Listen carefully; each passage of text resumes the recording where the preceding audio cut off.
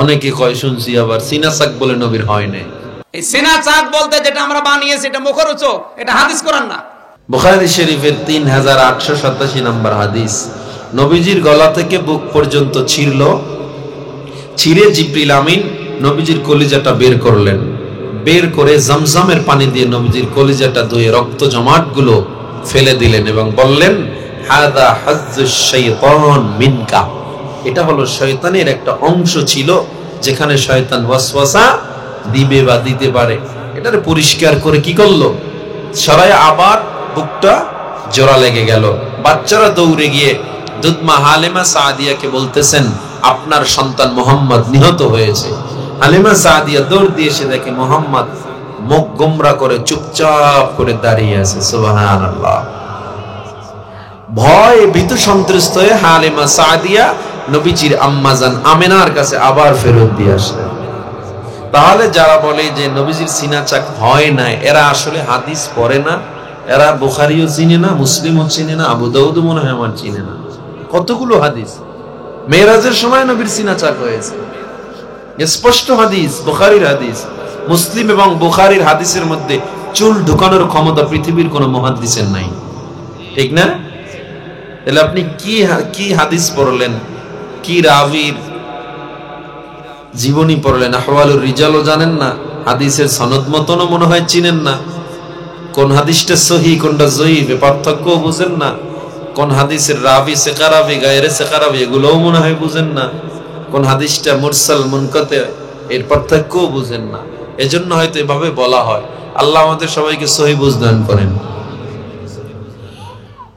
নবীজি আমার যখন 6 বছর বয়স হয়ে যায়,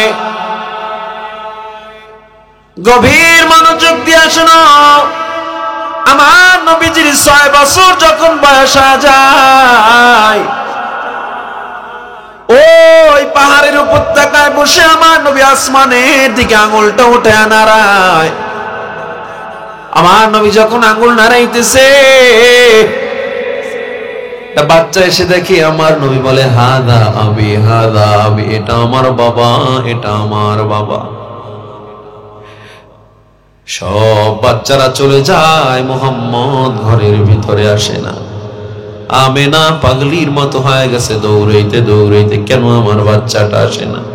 দৌড়ে গিয়ে দেখে আমার নবী কান্না করে আর বলে, এই তারক, এটাই মনে হয় আমার বাবা, এটাই মনে হয় আমার বাবা। আমেনা ডেকে বলে, ও পয়গম্বর, আমার মুহাম্মদ, কেন বাড়ি যাও না, রাত হয়ে গেছে। আমার নবী চোখের পানি ছেড়ে কাঁদে আর কয়, মাগরে, ও মা, সব ছেলেদের বাচ্চারা, তাদের সব বাবারা তাদেরকে কোলে নিয়ে গেছে, আমার বাবা কি আসবে না? আমার বাবা কি কোনোদিন আসবে না? আমেনা নবীরে কোলে নিয়ে চুমু খায় আর কয়, বাবা রে, তোর জন্মের কিছুদিন আগে তোর বাবা দুনিয়া থেকে বিদায় হয়ে গেছে। ও মা, আমার বাবার কবর কোথায়? আমার বাবার কবর আমি দেখবো। পরদিন উম্মে আইমান রে নিয়ে সিরাত ইবনে হিশামে বলা হয়, আম্মা জান নবীরে নিয়ে রওনা দিলেন সেখানে বাবার কবর দেখার জন্য। বাবার কবরের কিনারায় যাওয়ার পর আমার নবী যখন বাবার কবরের কিনারায় দাঁড়ানো, একই জায়গায় বসে আমেনার বুকে ব্যথা উঠে যায়। আমেনা ডাক দিয়া কয়, ও উম্মে আইমান, মুহাম্মদকে একটু আমার কাছে দাও, আমার মুহাম্মদকে একটু দাও, আমার বুকে ব্যথা, মনে হয় আমি বাঁচবো না। আমেনার কিনারায় যখন নিয়ে যাওয়া হয়, নবীজির মাতা আমেনা মুহাম্মদকে কোলে নিয়ে কয়, আরে আমার বাবা রে, আমার শেষবারের মতো দেখে রাখ, আমি মনে হয় আর বাঁচবো না। আমার নবী হাউমাউ করে কান্না শুরু করে দিলেন। কি বলতেছ মা? হঠাৎ করে আমেনা দুনিয়া থেকে বিদায় হয়ে যায়। আমার নবী ডানে তাকায়, মা নাই, বামে তাকায়, আমার নবীর বাবা নাই। ও যুবক, চাচা আবু তালেব, দাদা আব্দুল মুত্তালিব নবীরে কোলে নিয়ে এবার চলে যায়। আর কয় টেনশন করবি না, আমি আছি, তোর কোনো গায়ে কেউ আঘাত করতে পারবে না। ও যুবক, আমার একটু জবাব দেন, দাদা চাচা যেই হোক না কেন, মা বাবার মতো আপন কেউ আছে নাকি? এই দুনিয়ায় যার মা নাই, যার বাবা নাই, সে বুঝে মায়ের কত দাম, বাবার কত দাম। যার বাবার মতো ছায়াটা মাথার উপরে নাই, মায়ের মতো মমতা নাই, সে বুঝে মায়ের কত দাম, ওই বাবার কত দাম। আজকের মাহফিল শেষ করে অনেকে বাড়ি যাবে, গিয়া দেখবে দক্ষিণী মা, মমতাময়ী মা এখনো অপেক্ষা করতেছে। অনেকে গিয়া দেখবে মায়ের খাটটা এখনো খালি পড়ে আছে, বাবার বিছানাটা খালি, মা নাই, বাবা নাই। এ মুসলমান, আমার নবী জানা দেয়, যার মা বাবা বেঁচে আছে আর জান্নাত কামাই করতে পারো নাই, তোমার মতো কপাল পোড়া আর কেউ হতে পারে না। কারণ মা বাবার দিকে কেউ যদি নেক নজরে একবার তাকায়, আল্লাহ একটা কবুল হজরে সওয়াব লিখে দেয়। ও যুবক, ও বৃদ্ধ বাবা আমার, ভালো করে শুনে নাও।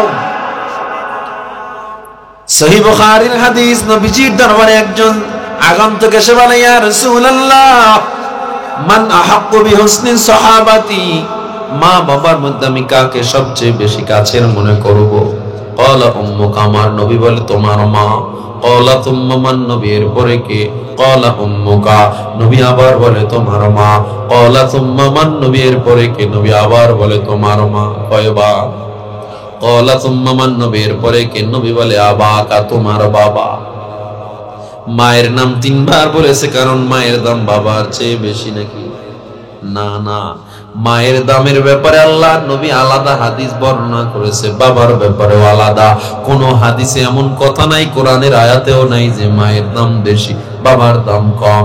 আল্লাহ তাআলা পবিত্র কোরআনে বলেন, ওয়াকাদা রাব্বুকা আল্লা তা'বুদু ইল্লা ইয়্যাহু ওয়া বিল ওয়ালিদাইনি ইহসানা ইম্মা ইয়াবলুগান্না ইনদাকাল কিবারা আহাদুহুমা আও কিলাহুমা ফালা তাকুল লাহুমা উফফিন ওয়া লা তানহারহুমা। মা বাবার সাথে এমন ব্যবহার করবা না যে উফ, এই শব্দটা মা বাবা বলছে, এমন ব্যবহারও করা যাবে। জন্মের সময় আমার নবীর অলৌকিকত্ব ঘটে যায়। আমার মায়ার নবীর দুনিয়া আসাটাও সাধারণ কোন মানুষের দুনিয়া আসার মতো ছিল না। আমার নবীর আদর্শ যেমন আলাদা, দুনিয়ায় আসাটাও নবীর ছিল আলাদা। আমিনার গর্ভে যখন মায়ার নবী আমার আব্দুল মুত্তালিব নবীজির চাচা সিরিয়ায় ব্যবসার জন্য যাইতো, শাম দেশে ব্যবসার জন্য যাইতো। একদিন আমেনা মক্কার বাজারে গেলেন। মক্কার বাজার থেকে যখন আমেনা ফিরতেছিল, দেখে মক্কার মানুষগুলো তার পিছনে পিছনে হাঁটতেছে। সিরাতে ইবনে হিশামের মধ্যে উল্লেখ করা হয়, মক্কার কিছু মানুষ আমেনার পিছনে পিছনে এসে বলে, ও আমেনা, কি এমন আতর ব্যবহার করেছ যে আতরের ঘ্রাণে আমরা পাগল পারা হয়ে গেলাম, যে আতরের ঘ্রাণে আমরা মাতোয়ারা হয়ে গেলাম। এমন কি আতর ব্যবহার করেছ, আমাদেরকে একটু দেওয়া যাবে নাকি? আমেনা কোনো কথা বলে না, বাড়িতে চলে গেল। কওমের চেয়ারম্যান আব্দুল মুত্তালিব যখন বাড়িতে আসলো, মানুষগুলো আব্দুল মুত্তালিবকে ডেকে বলে, ও কওমের চেয়ারম্যান, আপনার পুত্রবধূ আমেনা কি এমন আতর ব্যবহার করেছে? আপনি মনে হয় দূর দেশে ব্যবসার জন্য গেছেন, আমেনার জন্য আতর নিয়ে আসছেন, এই সুগন্ধি একটু আমাদেরকে দেওয়া যাবে নাকি? আব্দুল মুত্তালিব কিছু বুঝে না, আমেনার ঘরের কিনারায় গিয়ে আমেনাকে ডাক দিয়া কয়, ও আমেনা, কি এমন আতর ব্যবহার করেছো? ঘর আলোকিত হয়ে গেছে, মক্কার মানুষগুলো পাগল হয়ে গেছে। আমিনা ডাক দিয়া কয়, ও বাবা গো, এই আতর আমার কোনো কেনার আতর না। যেদিন থেকে মুহাম্মদ আমার পেটে আসছে সেদিন থেকে আমার গায়ের থেকে এমন ঘ্রাণ বের হওয়া শুরু হয়েছে। জোরে কান আল্লাহু আকবার। ও বাবা, আমি যখন গোসলখানায় যাই, গোসল করে যখন আমি বের হয়ে যাই, আমার পরে যারা গোসলের জন্য ঢুকে যায় আর বের হতে চায় না, কারণ গোসলখানাটাও সুগন্ধে ভরে যায়। এমন আমার থুতুর থেকেও গন্ধ, এমন ঘ্রাণ, যেই থুতু আমি জমিনে ফালানোর সাথে সাথে একটুও থাকে না। হাজার হাজার পাখি কারাকারি করে থুতুটা নেওয়ার জন্য। একটু জোরে জোরে বলা যাবে কি আল্লাহু আকবার। মায়ার নবী আমার দুনিয়ার জমিনে যখন আসবে, আইস পাদ্রী, খ্রিস্টানদের পাদ্রী, ইহুদিদের পাদ্রী, আব্দুল মুত্তালিবকে ডেকে বলে, ও আব্দুল মুত্তালিব, তুমি কি জানো তোমার ঘরে কে আসতেছে? না, আমি জানি না। আমার ঘরে একজন বাচ্চা আসবে, এটাই আমি জানি। আব্দুল্লাহর একজন সন্তান, ছেলে আসবে না মেয়ে আসবে কেউ জানে না। প্রযুক্তি ছিল না, টেকনোলজি ছিল না, ছেলে না মেয়ে জানে না। কিন্তু আইস পাদ্রী ডেকে বলে, আমি তাওরাত কিতাব খুলে দেখলাম, আমিনার গর্ভে এমন একজন ব্যক্তি আসতেছে যিনি দোজাহানের সরদার। আমিনার গর্ভে এমন একজন ব্যক্তি আসতেছে যিনি গোটা মাখলুকের মধ্যে সবচেয়ে দামি। ও আব্দুল মুত্তালিব, তুমি তো সফল হয়ে গেলা, তুমি একজন দামি ব্যক্তির দাদা হয়ে যাবা। তুমি কি জানো এই ব্যক্তিকে? কয় না। কয় তাওরাত জবুর ইনজিল যেই ব্যক্তির সামনে হার মেনে যাবে, এমন একজন ব্যক্তি আসতেছে যেই ব্যক্তি আসার সাথে সাথে পূর্বের সব ইবাদত বন্দেগী বাদ হইয়া নতুন করে এক নতুন ধর্মের সৃষ্টি হবে, নতুন এক কোরআনের আলোকবর্ষিকা সৃষ্টি হয়ে যাবে। একটু জোরে জোরে কোন আল্লাহু আকবার। এবার আব্দুল মুত্তালিব চিন্তা করলো, গোটা মক্কার জমিনে বৃষ্টি নাই, এমন দামি ব্যক্তি যেহেতু আমার ঘরে আসতেছে, আমি এই উসিলে আল্লাহর কাছে আমি বৃষ্টি চাইব। আল্লাহর কাছে আমরা বৃষ্টি এই সন্তানের উসিলায় যাব। ফজরের সময় সোমবার দিবাগত রাত্রে আব্দুল মুত্তালিব একটা তোয়ালি নিয়ে বাড়ির সামনে দাঁড়ায় রইছে। আমার নবী কখন আসবে সারা রাত ঘরের সামনে দাঁড়ায় রইছে। অন্য অন্য সন্তান হওয়ার সময় মায়ের কান্নাকাটি, মায়ের চিল্লা পাল্লা কত ভয়ঙ্কর। চিকিৎসা বিজ্ঞান বলে কোন মানুষের ব্যথা যদি 40 ইউনিট হয়, ওই মানুষ দুনিয়ার জমিনে আর বাঁচতে পারে না। আর আপনি আমি যখন দুনিয়াতে আসছি, মায়ের ব্যথা ছিল 56 ইউনিটেরও বেশি। 40 ইউনিট ব্যথায় যেখানে মানুষ মারা যায়, 56 ইউনিট ব্যথা মা সহ্য করে বেঁচে রইল কার দয়ায়। এত যন্ত্রণা, কিন্তু আব্দুল মুত্তালিব শুনে আমিনার ঘর থেকে কোনো আওয়াজ আসে। হঠাৎ করে সুবহ সাদিকের সময় আমিনার গর্ভ থেকে সরদারে দু আলম পয়গম্বর আরবি সাল্লাল্লাহু আলাইহি ওয়াসাল্লাম দুনিয়ার জমিনে পদার্পণ করলেন। আমিনা টেরি পায় নাই। আমার নবী নেমে মায়ের গর্ভ থেকে বের হয়ে নবী আমার সিজদায় পড়ে গেছে। এ মুসলমান, সিজদায় পড়ে একটা নবজাতক শিশু আবার সিজদায় পড়ে কেমনে? আমার নবীর সব ছিল অতুলনীয়। আমার নবী ওই জন্মের সময় সিজদায় পড়ে আবার নবী শাহাদাত আঙ্গুল আসমানের দিকে উঠে নারা দিছে। নারা দিয়া নবীজি যেন কি পড়ছে, এ মুসলমান, আল্লাহুম্মা রফিকুল আলা, এই শব্দটাও হাদিস দ্বারা পাওয়া যায়। আল্লাহর নবী যখন এরকম আঙ্গুলটা ইশারা করেছে, সাথে সাথে ঘরের চাল ফাঁকা হয়ে গেছে, ঘরের মধ্যে নূর পড়া শুরু হয়ে যায়, গোটা ঘরটা নূরে আলোকিত হয়ে যায়। আল্লাহু আকবার বলেন।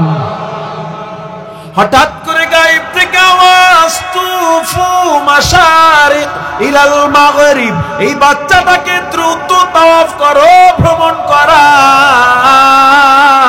কোথায় বলে? মাশারিক ইলাল মাগরিব, পূর্ব থেকে পশ্চিম, পৃথিবীর উত্তর থেকে দক্ষিণ, এই বাচ্চাটাকে ভ্রমণ করাও। কারণ গোটা মাখলুক গুলো বাচ্চাটারে এক নজর দেখার জন্য অপেক্ষা করতেছে। আল্লাহর নবী জন্মের সাথে সাথে সফর করে ফেললো। আমার নবীর মধ্যে শ্রেষ্ঠ 18 জন নবীর জ্ঞান আল্লাহ ঢেলে দিলেন জন্মের সময়। শ্রেষ্ঠ 18 জন নবীর জ্ঞান। হুদ আলাইহিস সালাম, দাউদ আলাইহিস সালাম, সুলাইমান আলাইহিস সালাম, এক একজনে এত বড় বড় হাস্তি পয়গম্বর। সুলাইমান আলাইহিস সালামের রথ ছিল, যেই রথ বিসমিল্লাহ বললে আকাশে ইঞ্জিন ছাড়া উঠতো। সুলাইমান আলাইহিস সালাম যিনি গোটা প্রাণীদের কথা শুনতেন। বাসুলাইমা দাদে মুলকো সরওয়ারি, বাসুলাইমা দাদে মুলকো সরওয়ারি, সদমতি আয় খাতেমা সদওয়াপুরি। সুলাইমানের কথা জিন শুনতো।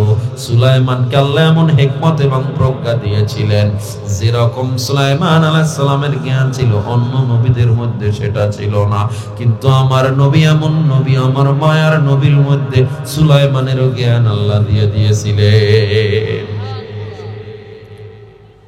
হে মুসলমান, আল্লাহর গোলাম, নবীজি দুনিয়াতে আসার পর বাবাহারা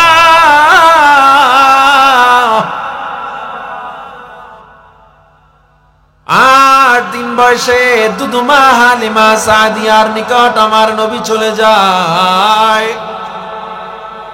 হালিমা সাদিয়া আমার নবীকে দুগ্ধ পান করায়।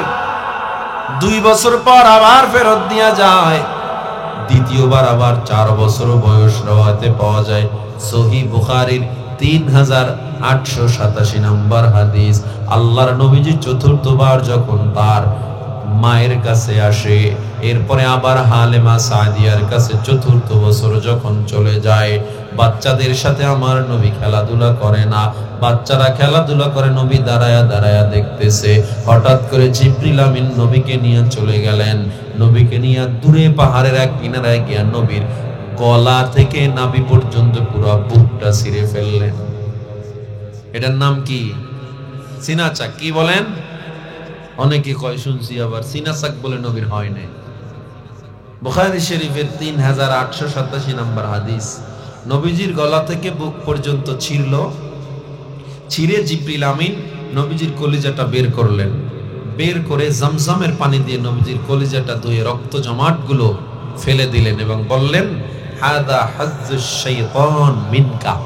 এটা হলো শয়তানের একটা অংশ ছিল, যেখানে শয়তান ওয়াসওয়াসা দিবে বা দিতে পারে। এটারে পরিষ্কার করে কি করলো? সরায় আবার বুকটা জোড়া লেগে গেল। বাচ্চারা দৌড়ে গিয়ে দুধমা হালিমা সাদিয়াকে বলতেছেন, আপনার সন্তান মোহাম্মদ নিহত হয়েছে। হালিমা সাদিয়া দৌড় দিয়ে এসে দেখে মোহাম্মদ মুখ গোমরা করে চুপচাপ করে দাঁড়িয়ে আছে। সুবহানাল্লাহ। ভয় ভীতু সন্ত্রস্ত হয়ে হালিমা সাদিয়া নবীজির আম্মাজান আমেনার কাছে আবার ফেরত দিয়ে আসলেন। তাহলে যারা বলে যে নবীজির সিনা চাক হয় না, এরা আসলে হাদিস পড়ে না। এরা বুখারীও চিনে না, মুসলিমও চিনে না, আবু দাউদ মনে হয় আমার চিনে না। কতগুলো হাদিস মেরাজের সময় নবীর সিনা চাক হয়েছে, স্পষ্ট হাদিস, বুখারীর হাদিস। মুসলিম এবং বুখারীর হাদিসের মধ্যে চুল ঢুকানোর ক্ষমতা পৃথিবীর কোন মুহাদ্দিসের নাই, ঠিক না? তাহলে আপনি কি হাদিস পড়লেন, কি রাবীর জীবনী পড়লেন, আহওয়ালুর রিজালও জানেন না, হাদিসের সনদ মতনও মনে হয় চিনেন না, কোন হাদিসটা সহিহ কোনটা যঈফ পার্থক্যও বুঝেন না, কোন হাদিসের রাবী সিকা রাবী গায়রে সিকা রাবী এগুলোও মনে হয় বুঝেন না, কোন হাদিসটা মুরসাল মুনকাতে এর পার্থক্যও বুঝেন না। এজন্য হয়তো এভাবে বলা হয়। আল্লাহ আমাদের সবাইকে সহিহ বুঝ দান করেন। নবীজি আমার যখন 6 বছর বয়স হয়ে যায়, গভীর মনোযোগ দিয়ে শোনো, আমার নবীজির 6 বছর যখন বয়স হয়ে যায়,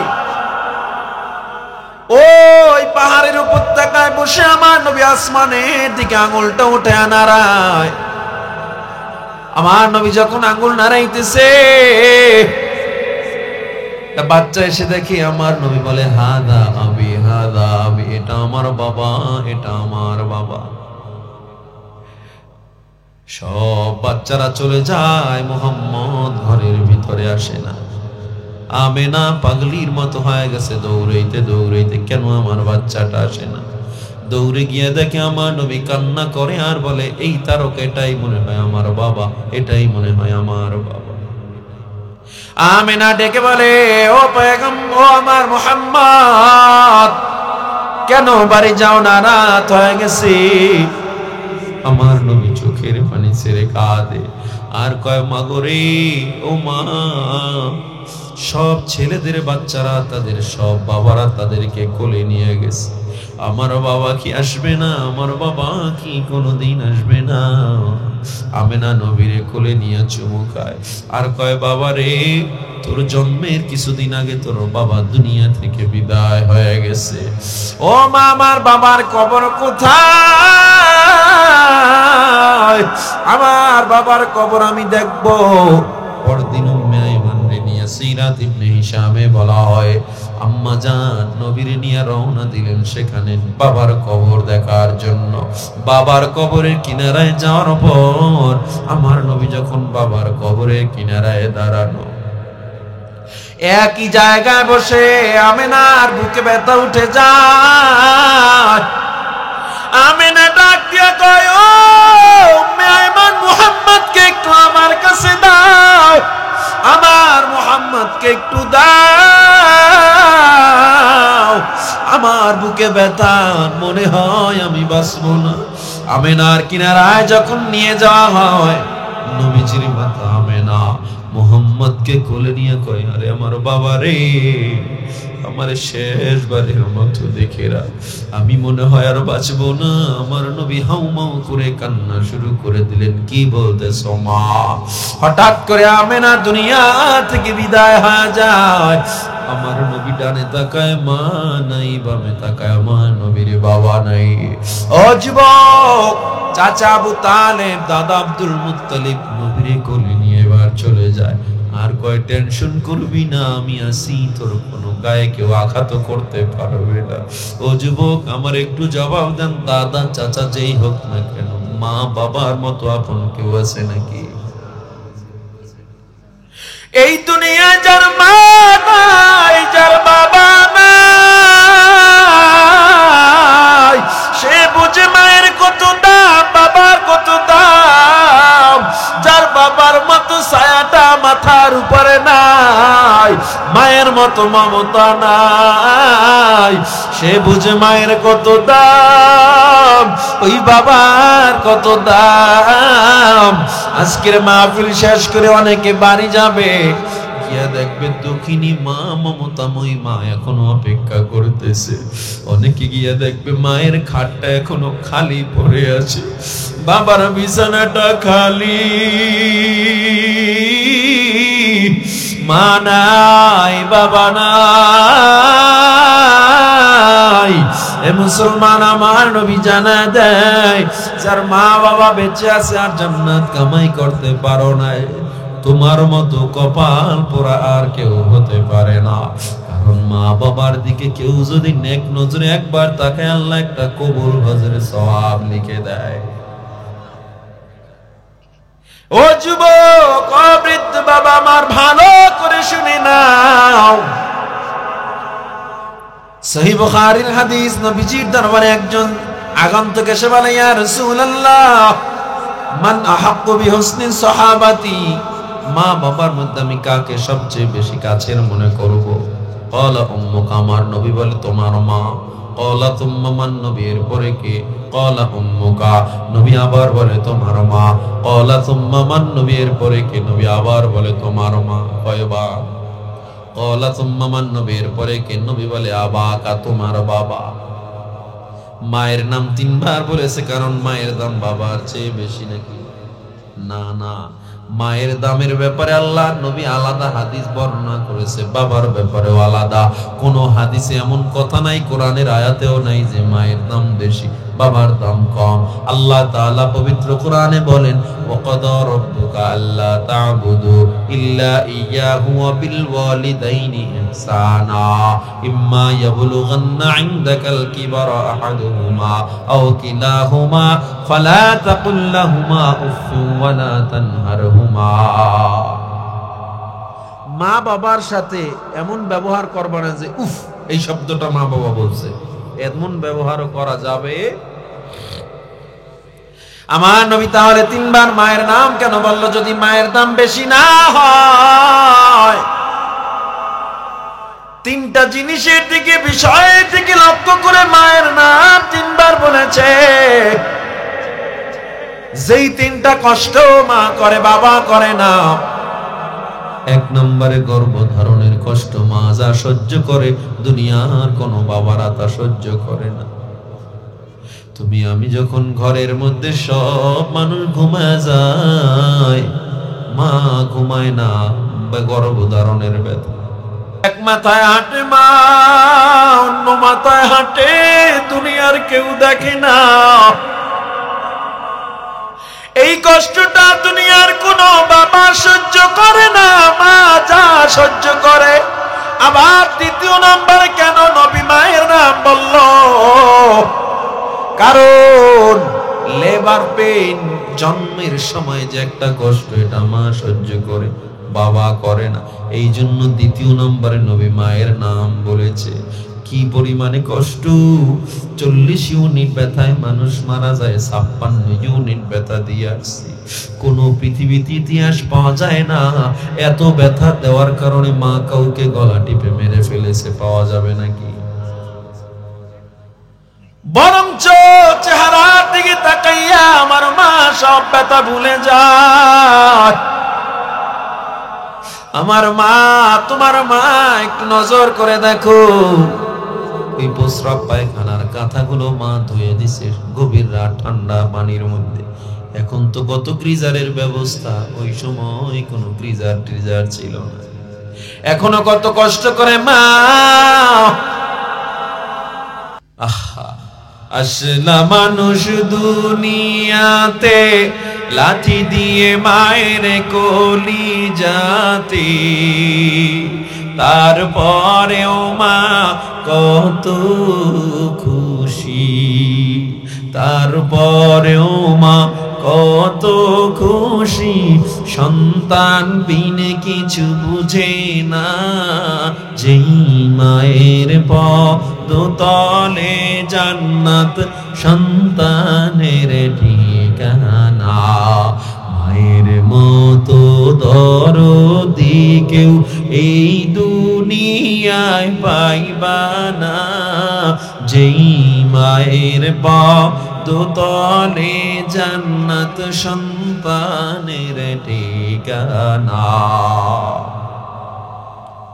হে মুসলমান ইমানদার, এই জন্য আমার আল্লাহ তাআলা জানা দেয়, ওয়াকাদা রাব্বুকা আল্লা তা'বুদু ইল্লা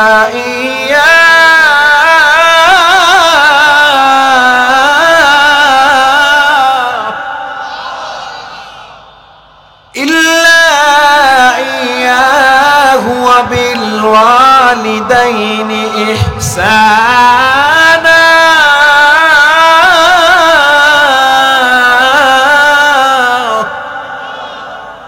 আল্লাহ তাআলা ঘোষণা করে দেন, নির্দেশ দেন, মা বাবার সাথে ভালো ব্যবহার করবা, কারণ মা বাবার চেয়ে দামি সম্পদ পৃথিবীতে নেই।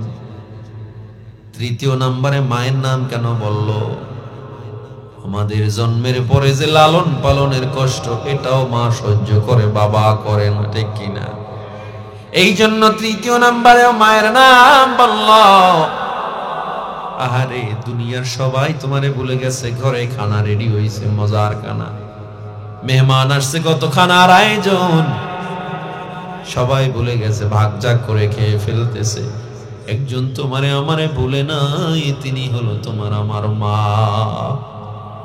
তোমার আমার জন্য আলাদা করে একটু খানা রাইখা দেয়, মজা রাইখা দেয়, ঠিক কিনা? কেমনে ভুলে গেল এমন মাকে? চাঁদপুরে এমন কোন সন্তান নাই যে মা বাবার সাথে খারাপ ব্যবহার করে, ঠিক না? নাই,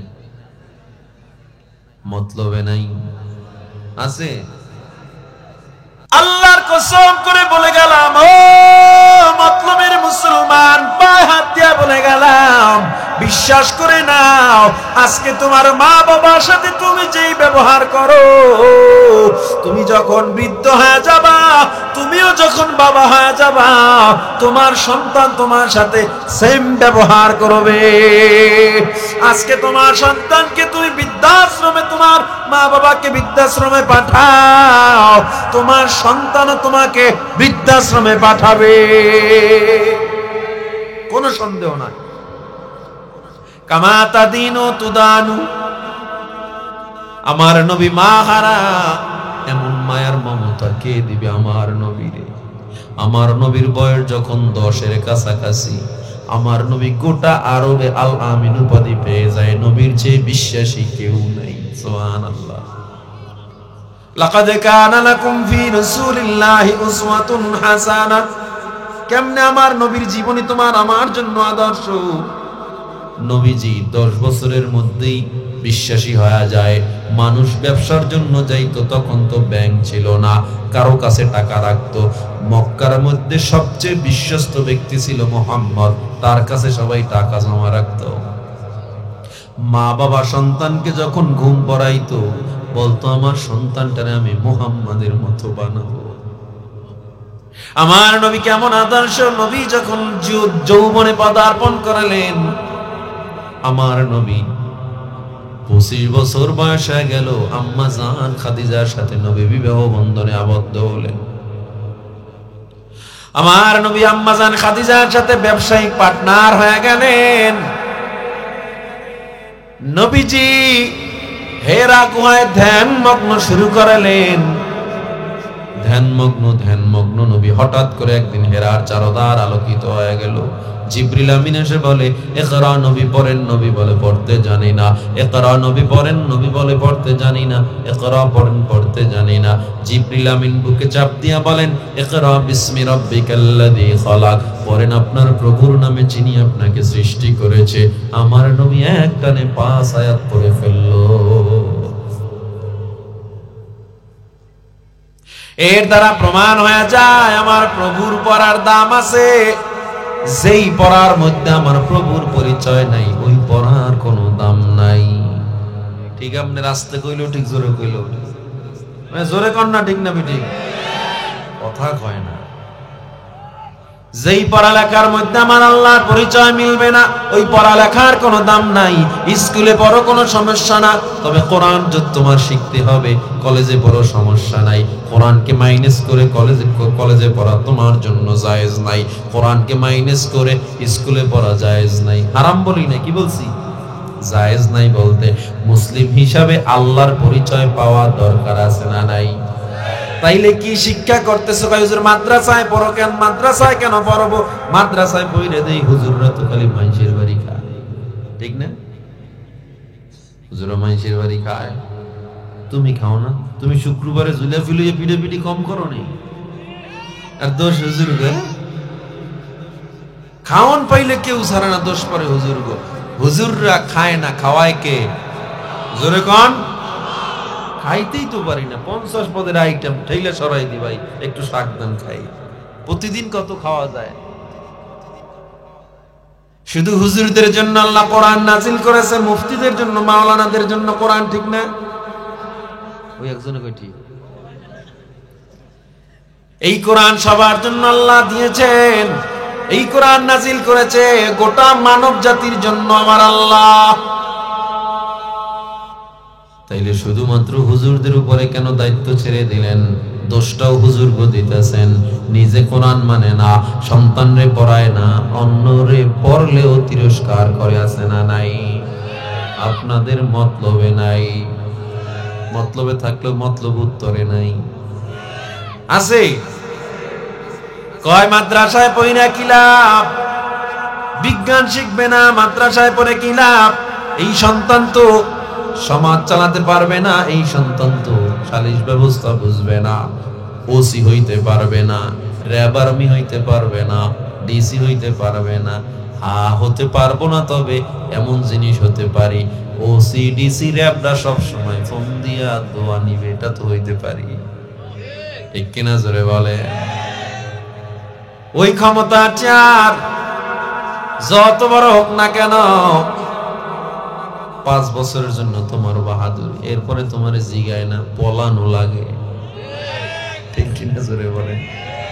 তাইলে তোমার বাহাদুরি কোথায় আর কোরআনের বাহাদুরি কোথায়? এই ইলম যার একবার সিনায় ঢুকবে, মরণ পর্যন্ত তার সম্মান আল্লাহ ক্ষয় করবেন না।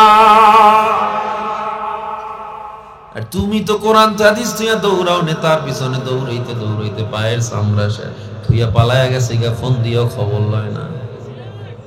ঠিক নেই? লাভ কি?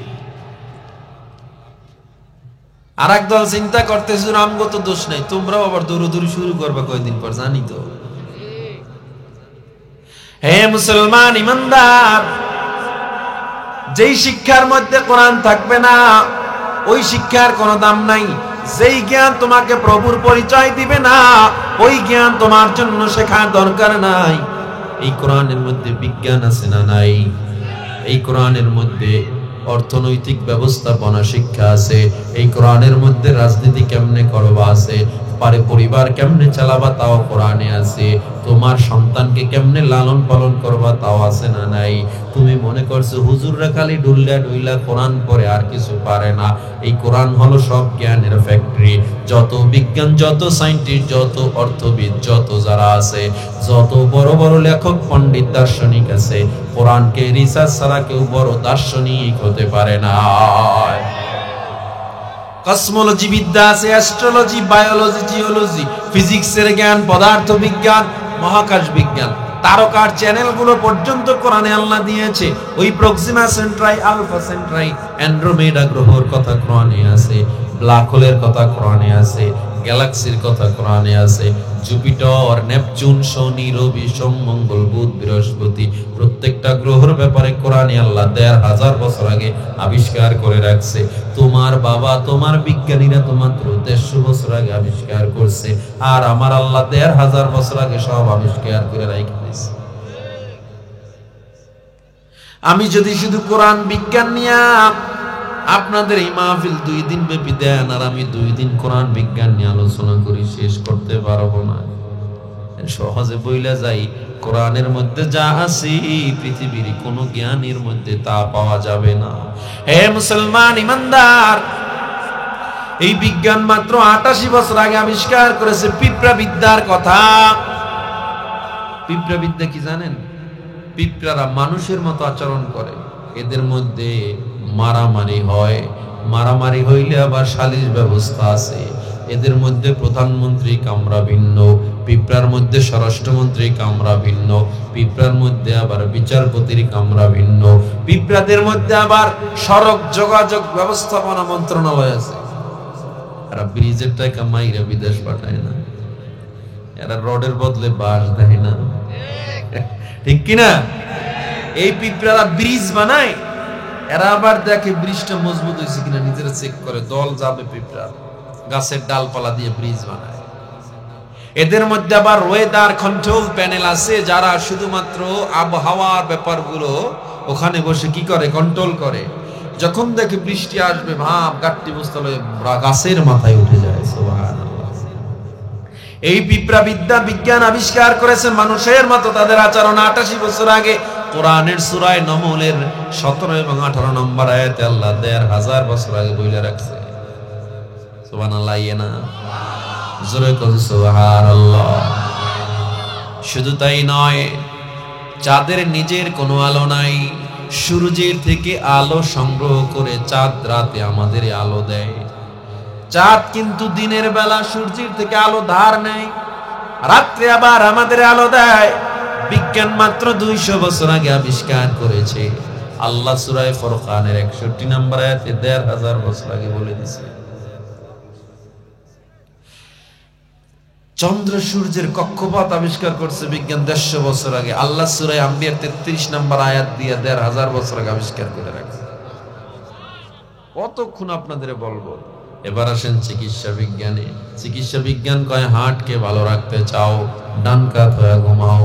আমার নবী 1500 বছর আগে কয় ডান কাত হয়ে শোয়া সুন্নাত। চিকিৎসা বিজ্ঞান কয় লিভারকে ভালো রাখতে চাও, মদ পান কইরো না। ইসলাম 1500 বছর আগে বলে মদ পান করা হারাম। চিকিৎসা বিজ্ঞান কয় পাকস্থলী ভালো রাখতে চাও, খবরদার শুকরের গোশত খাইও না। ইসলাম 1500 বছর আগে বলে শুকরের গোশত হারাম। তাহলে আপনি কি পাইলেন, কি বুঝলেন? এই কোরআন সব জ্ঞানের সমন্বয়, জামিউল উলুম কোরআন। কেমনে রাজনীতি করবা, কেমনে সমাজ চালাইবা, কেমনে সন্তান লালন পালন করবা, এই কোরআন যদি ফলো করো প্রত্যেকটা সেক্টরে সফলতা আসবে। আল্লাহর কসম করে বলি, বাংলার মুসলমান 54 বছর হয়ে গেল, আজ পর্যন্ত বাংলার পরিপূর্ণ স্বাধীনতা কেউ পায় নাই। দল যত বদল হবে, যত বদল হোক, শান্তি পাবে না। এই কোরআন যতদিন মানুষ আপন না বানাবে, পরিবারের রাজনীতিতে কোরআন না থাকবে, ততদিন পর্যন্ত বাংলার মানুষ শান্তি পাবে না। ওয়ার্ল্ড হেলথ অর্গানাইজেশন তারা একটা জরিপ চালায়া দেখছে, পৃথিবীতে হার্ট অ্যাটাকে যত মানুষ মারা যায়, মুসলমানের সংখ্যা কম। কেন? তাদের একটা মেডিকেল সায়েন্সের থিওরি আছে, যারা দৈনিক 4-5 বার ব্যায়াম করে, এদের ব্লাড সার্কুলেশন, রক্ত প্রচুর পরিমাণে রক্তের সার্কুলেশন বেড়ে যায়। আমাদের হার্ট প্রতিদিন 5.78 লিটার রক্ত কি করে সাপ্লাই দিতে থাকে, অক্সিজেন নিউট্রিশন কাজ করে আমাদের হার্ট। এইগুলো সবচেয়ে সুন্দর থাকে যারা 4-5 বার দৈনিক ব্যায়াম করে, আর এদের হার্ট অ্যাটাকের ঝুঁকিও কমে যায়। মুসলমানের হার্ট অ্যাটাকের ঝুঁকি এত কম কেন? কয়েক 4-5 ওয়াক্ত নামাজ দ্বারা, নামাজের মাধ্যমে। এই জন্য করোনায় পৃথিবীতে এত বেঈমান মরছে, মুসলমান তেমন পাওয়া যায় না। 5 ওয়াক্ত নামাজ যারা পড়ছে, ওযু যারা করছে, তারে করোনায় ধরতে পারে না। আপনার এলাকায় একজন নামাজি মসজিদে নামাজ পড়ছে বা 5 ওয়াক্ত, একজন মরছে, দেখাইতে পারবে? জেডিএসি রুমে ঢুকে রইছে বদমাশগুলো, টাকা যেটির অভাব নাই, এত টাকা খামু কেমনে মরলে, এটি যে মরছে। ঠিক কিনা যারা বলে? হে মুসলমান ইমানদার, এজন্য যে শিক্ষার মধ্যে হেরার আলো কোরআন থাকবে না, এই শিক্ষা দ্বারা তোমার উপকার হবে না। স্কুলে পড়ো, কলেজে পড়ো, কোনো সমস্যা না, তবে কোরআনটারে আপন বানায় লইও আমার যুবক ভাই।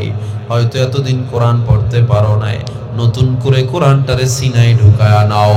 ইমামের কাছে, মাদ্রাসার ওস্তাদের কাছে থেকে কোরআন শিখে নাও। বাংলা অর্থগুলো পড়ে পড়ে দেখো আল্লাহ কত কিছু কোরআনে দিয়েছে। এই জন্য বলি কোরআনকে আপন বানায় নাও। ও মতলবের মুসলমান, আমার আল্লাহ তাআলার নবী এবার 5 আয়াত পড়ার পর জ্বর উঠে গেল নবীর আমার। থর থর করে নবী কাঁপতে কাঁপতে আম্মাজান খাদিজার কিনারায় গেলেন। আম্মাজান খাদিজার কিনারায় যাওয়ার পর, ইয়া খাদিজাতুল কুবরা জাম্মিলুনি, আমাকে একটু আমজা করে ধরো, আমি জ্বরে পুড়ে যাচ্ছি। আম্মাজান খাদিজা নবীরে কম্বল পেঁচায়া চেপে ধরলেন। আমার নবী থর থর করে কাঁপতেছে।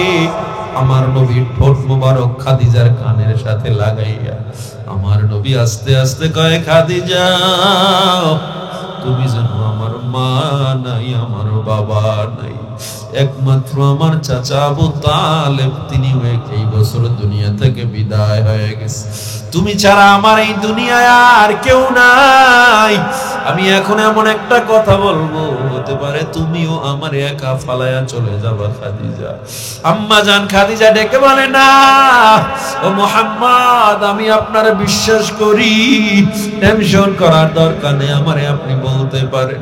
আম্মা জান খাদিজার কানে কানে আমার নবী বলে, ও খাদিজা, আল্লাহ আমার উপরে কোরআন নাযিল করে ফেলেছে, আমি এখন মুসলমানের ইসলামের দাওয়াত দেওয়া শুরু করব, আমি এখন নামাজের দাওয়া শুরু করব, হতে পারে তুমি আমাকে আর মানবা না। আম্মা জান খাদিজা নবীর হাতটা জড়ায়া, আম্মা জান খাদিজা ডাক দিয়ে কয়, পয়গম্বর, এই দুনিয়ার মানুষ আপনাকে মানবে কিনা আমি জানি না, আমার চেয়ে ভালো আপনারে কেউ চিনে না, আমি ইসলামে সবার আগে কালেমা পড়ে মুসলমান হয়ে গেলাম।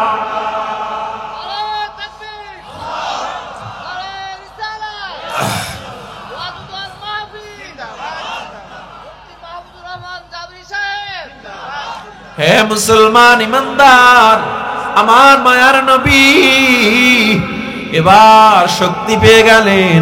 আমার খাদিজা আমারে ভুল বুঝে নাই। নবী আমার ফজরের নামাজ আদায়ের পরে দিনের দাওয়াতে নেমে গেলেন। যেই চাচারা আমার নবীর ছাড়া কিছুই বুঝতো না, যেই আবু তালেব ছিল এতদিন নবীর প্রিয়, সেও তো দুনিয়ায় নাই।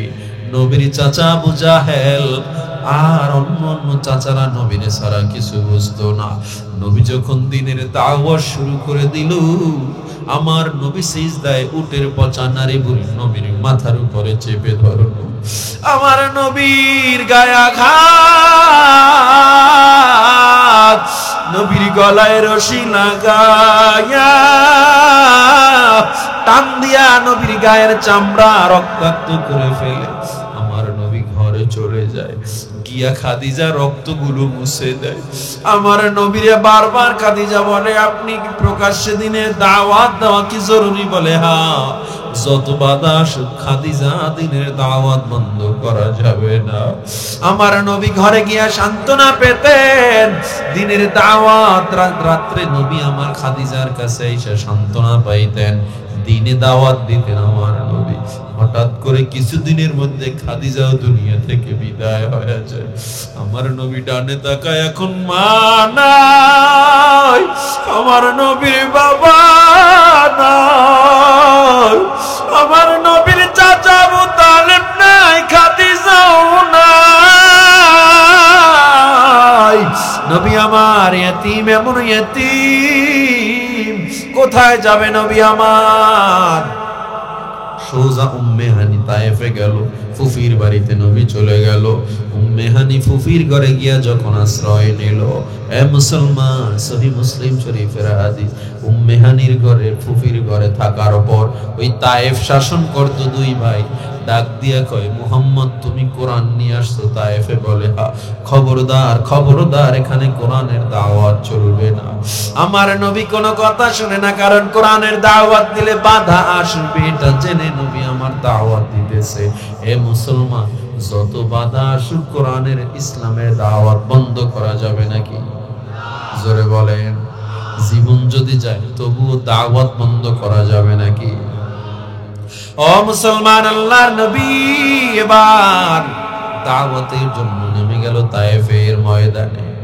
তায়েফের ওই দুই ভাই মুহাম্মদকে দেখে কয়, দেখ একটা পাগল, ওরে পাথর মার, তো তোমার ওরে ধুলা মার। মানুষগুলো, ছোট ছোট বাচ্চাগুলো পাগল বলে নবীরে পাথর মারা শুরু করছে। একটা পাথর এসে নবীর ঠোঁট ফেটে রক্ত পড়ে নবীর দাড়িটা ভিজে যায়। রক্ত পড়তে পড়তে নবীর জুব্বাটা ভিজে যায়। আমার আল্লাহর আরশটা থরথর করে কেঁপে উঠল। জিবরিল আমিন এসে ডাক দেয়া কয়, পয়গম্বর, একবার যদি হুকুম দেন আমরা তায়েফের পাহাড় দিয়া গোটা তায়েফবাসীরে মেরে ফেলবো। আমার নবী দোয়া করেন, আল্লাহুম্মা হাদি কওমি লিআন্নাহুম লা ইয়ালামুন। আল্লাহ আমার কওমকে মারবেন না, ওরা না বুঝা আমারে মারতেছে, ওদের হেদায়েত দিয়ে দেয়। আমার নবীর আদর্শ এত সুন্দর, তোমার একজনে গালি দিলে তোমার মেজাজ গরম, তুমি মারতে চলে যাও। আর নবীরে পাথর মেরে নবীরে রক্তাক্ত করছে, আমার নবীকে আমি ক্ষমা করে দিলাম। তাহলে আমার নবীর আদর্শের সাথে মিল নাই, তোমার দোষ। অনেক মানুষ বলবে তুমি পিছনে তাকাইলে নবীর আদর্শ আর হলো না। দুনিয়ায়ও সফল যদি হতে চাও, পিছন দিকে তাকাইলে সফল হতে পারবা না, সমালোচনা থাকবে। তুমি ব্যবসায়ী সেক্টরেও সফল হতে চাও, সমালোচনা থাকবে। তুমি যত কাজ করবা, সমালোচনা থাকবে। পিছনে তাকাইলেই তুমি ব্যর্থ হয়ে যাবা। সামনে যে যত আগাবে, পিছন দিকে যদি না তাকায়, এই সফল হবেই হবে, ঠিক কিনা? হে মুসলমান ইমানদার, মায়ার নবী আমার এত কষ্ট পেয়েও তবুও দিনের দাওয়াত বন্ধ করে নাই।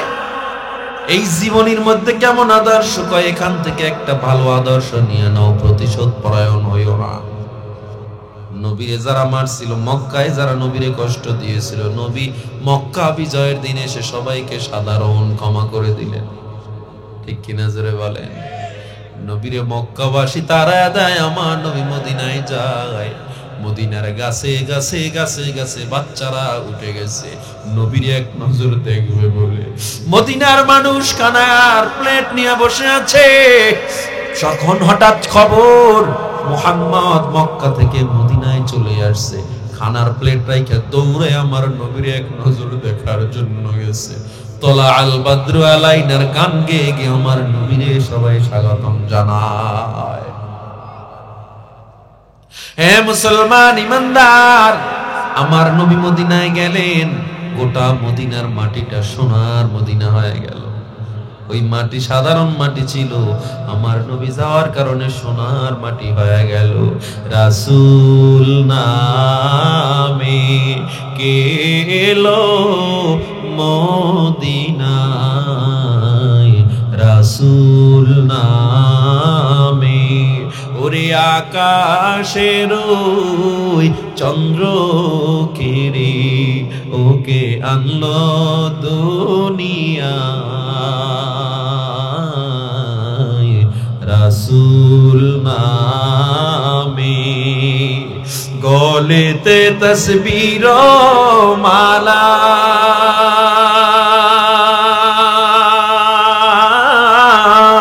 কে চলে ওই কামলিওয়ালা রে, ওরে এমন দরদীর কথা শুনলে পরাণ জুড়ায়, রাসূল নামে কে এলো মদিনায়, রাসূল নামে। আমি দেখি নাই শুনি নাই কথা,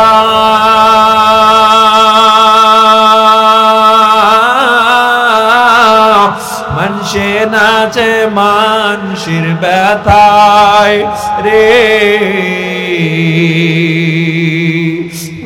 আমার বুকের দরগা তলায় তারে ডেকে নিয়ে আয়, রাসূল নামে কে এলো মদিনায়, রাসূল নামে। আল্লাহু আকবার বলেন। আমার নবী মদিনায় গেলেন, মদিনা সোনার মদিনা হয়ে গেলেন। ইমাম মালিক রাহমাতুল্লাহ আলাইহি 70 বছর জিন্দেগি মদিনায় কাটাইলেন। ইমাম মালিক কোনদিন জুতা পরে মদিনার মাটিতে হাঁটেন নাই। জিজ্ঞেস করা হয়, হে মালিক 70 বছরে কেন জুতা পরিধান করো না? ইমাম মালিক ডাক দিয়া কয়, এই যে মদিনার মাটি আমার নবীরে আগলে রেখেছে, ওই মাটিতে আমি কেমনে জুতা পরে হাঁটবো? আল্লাহু আকবার, জোরে বলেন আল্লাহু আকবার। আনা আস্তাহইউ মিন তুরবাতি, আমি বড় লজ্জা পাই এখানে আমার ঘোড়া চালানোর জন্য, কারণ ঘোড়ার খুরার মাটির আঘাতে মদিনার মাটি কষ্ট পেতে পারে। ইমাম মালিক মদিনার নবীর রওজার এরিয়ায় কখনো প্রস্রাব পায়খানাও করেন নাই, দূরে দূরে গিয়া প্রস্রাব পায়খানা করেছে। মদিনা নাম কত সুন্দর,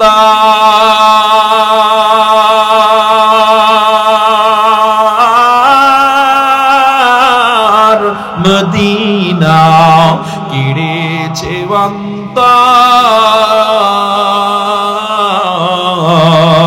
সেই মদিনার পথের ধুলি আমি, সেই মদিনার পথের ধুলি আমি মাখতে পারলাম না, মদিনা যাইতে পারলাম না, মদিনা দেখতে পারলাম না। আমি অসহায় তাই এত দূরে রই, অসহায় তাই এত দূরে রই, শুধু সালাম জানাই, মদিনা যাইতে পারলাম না, মদিনা দেখতে পারলাম না। আরো বেরোই পুবাল হাওয়া,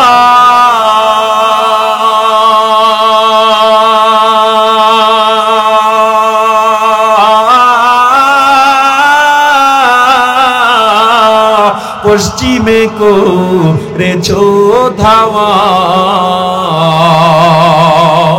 এই গরিবের দুঃখী সালাম, এই গরিবের দুঃখী সালাম পৌঁছে দিও মদিনায়, মদিনা যাইতে পারলাম না, মদিনা দেখতে পারলাম না।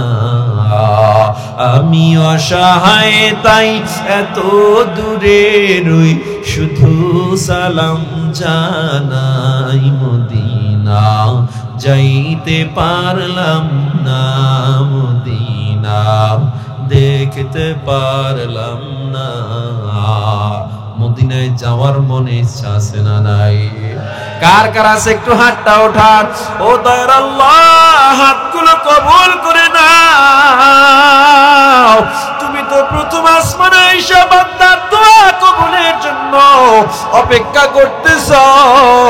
ও দয়ার আল্লাহ, এই বান্দার হাতগুলো কবুল করে ওই রওজায় সালাম দেওয়ার তৌফিক দাও।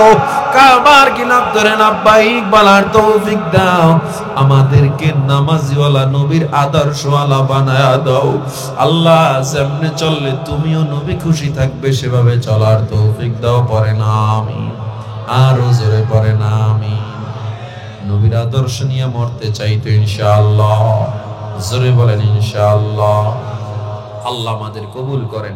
আমার নবীজির সিরাত নিয়ে আলোচনা করলে রাত পার হয়ে গেলেও নবীজির জীবনীর 50 ভাগের 1 ভাগও শেষ করা যাবে না। যতটুকু আমার নবী কেমন আদর্শ আলোচনা করেছি, এতে কি আমরা বুঝতে পেরেছি আমার জীবন পরিবর্তন করা দরকার? আল্লাহ আমাদের কবুল করেন, 5 ওয়াক্ত নামাজের হিসাবে কবুল করেন। আল্লাহ আমাদেরকে তার দ্বীনের সহি রাহবার এবং প্রহরী খাদেম হিসাবে কবুল করেন।